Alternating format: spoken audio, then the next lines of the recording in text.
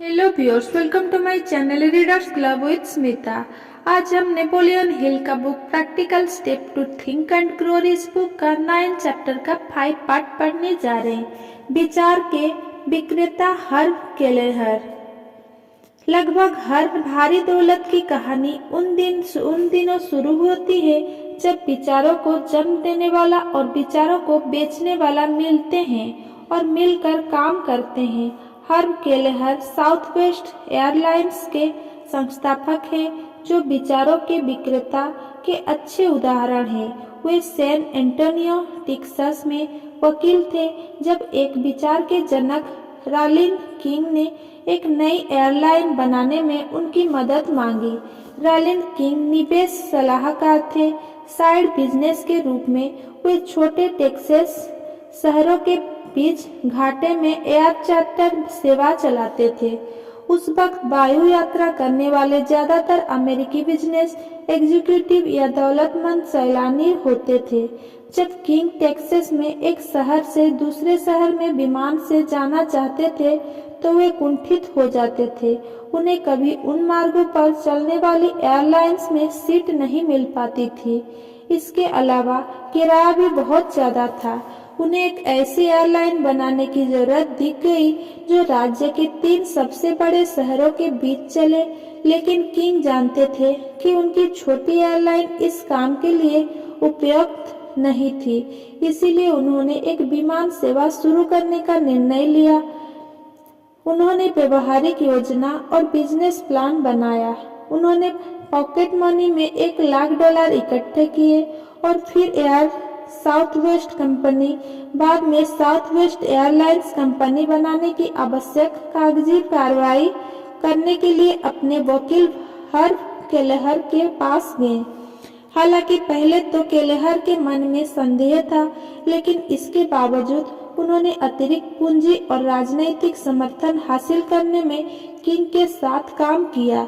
20 फरवरी 1968 को Texas aeronautics commission ने 3 शहरों के बीच में उड़ने के लिए साउथवेस्ट के आवेदन को मंजूरी दे दी, लेकिन 21 फरवरी को प्रतिस्पर्धी एयरलाइन ब्रानिव, ट्रांस टेक्सास और कॉन्टिनेंटल ने एक अस्थायी प्रतिबंधात्मक आदेश से इस पर रोक लगवा दी।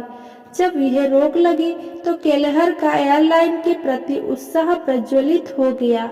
उन्होंने अपनी कानूनी योग्यताओं को काम पर लगा दिया। प्रतिस्पर्धियों का तर्क था कि टेक्सास को किसी नई एयरलाइन की जरूरत नहीं थी।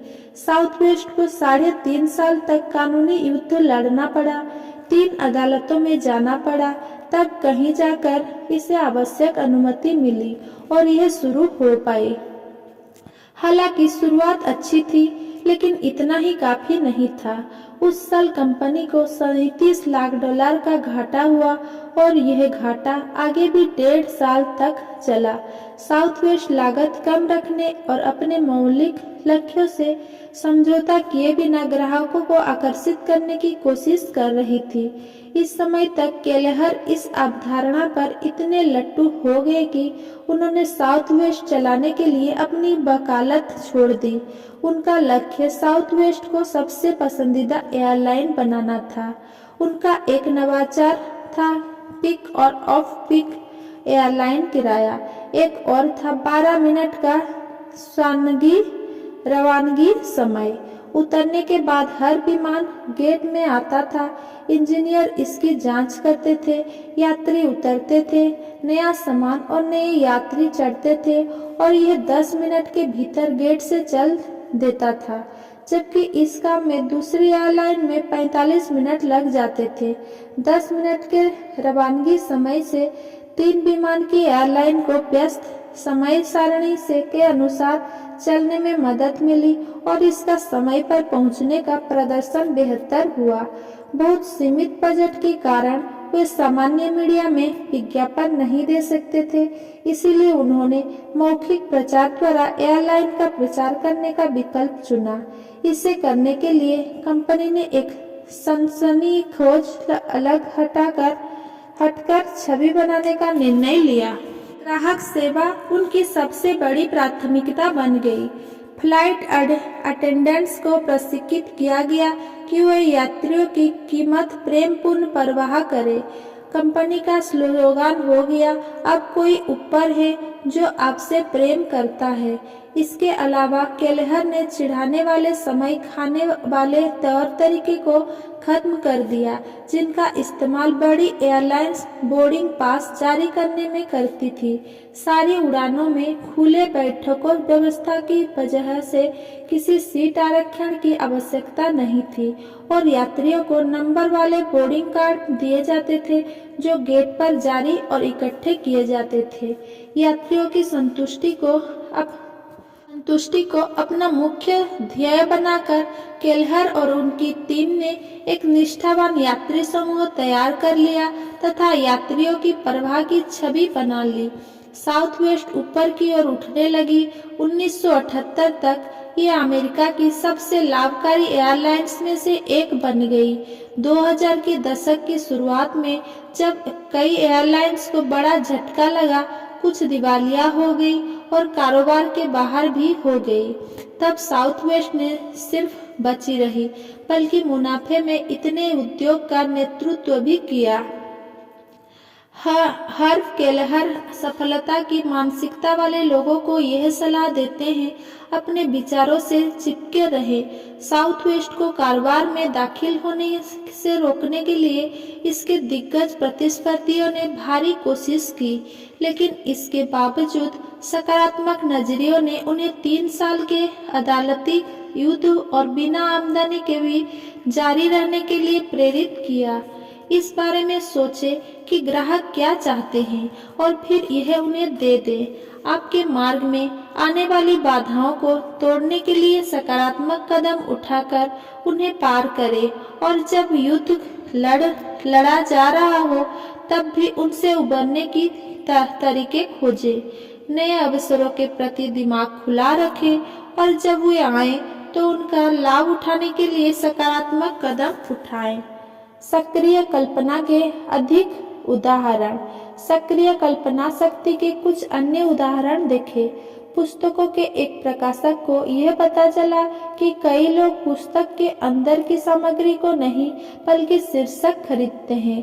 उसकी एक पुस्तक नहीं बिक रही थी। जब उसने इस पुस्तक का शीर्षक बदल दिया तो उस पुस्तक की 10 लाख से अधिक प्रतियां बिक गई। ध्यान दे, पुस्तक के अंदर की सामग्री जरा भी नहीं बदली गई थी। उसने सिर्फ पुस्तक का कवर फाड़ दिया था जिस पर वो शीर्षक डला था जो नहीं बिक रहा था और उसकी जगह पर आकर्षक शीर्षक वाला एक नया कवर लगा दिया था। हालांकि वो बहुत आसान लगता था, परंतु यह विचार कल्पना की देन था। फिल्म उद्योग ने ढेरों मिलियनियर बनाए हैं। उनमें से ज्यादातर ऐसे लोग थे जो विचारों का निर्माण नहीं कर सकते थे, लेकिन उनमें इतनी कल्पनाशीलता था कि वे विचार को देखते ही पहचान लेते थे। एंड्रयू कार्नेगी स्टील बनाने के बारे में बहुत कम जानते थे। ये बात खुद कार्नेगी ने मानी थी, लेकिन उनके पास एक विचार था, एक योजना थी और वे जानते थे कि इस पर अमल करने के लिए आवश्यक विशेषज्ञतापूर्ण ज्ञान कैसे हासिल करें। कार्नेगी ने खुद को ऐसे विशेषज्ञों से घेर लिया जो यह सब कर सकते थे जो वे खुद नहीं कर सकते थे। ऐसे लोग जिन्होंने विचार को जन्म दिया और वे लोग जिन्होंने उन विचारों पर काम किया, और इस तरह उन्होंने खुद को और दूसरों को बेहद अमीर बना दिया। अगर मेरा ये वीडियो आपको पसंद आया हो तो मेरा वीडियो को लाइक, कमेंट, शेयर करें एंड मेरा चैनल को सब्सक्राइब